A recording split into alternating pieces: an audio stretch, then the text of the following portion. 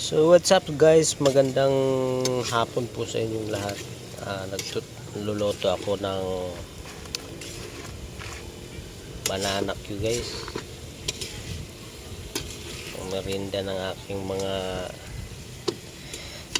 alam na mga kasambahay ko.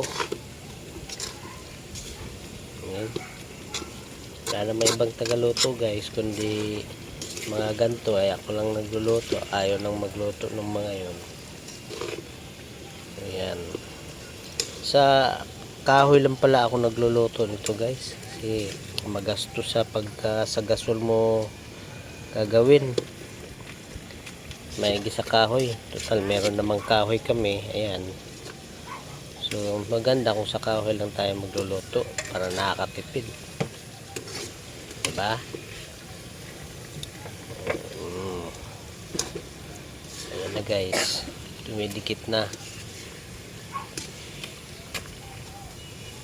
Dumidikit na ang asukal.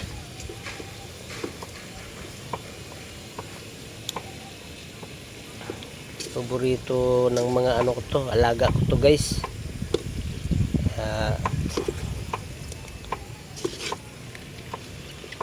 Tayo, tapos dito na rin ako magpiprito guys ng isda mamaya.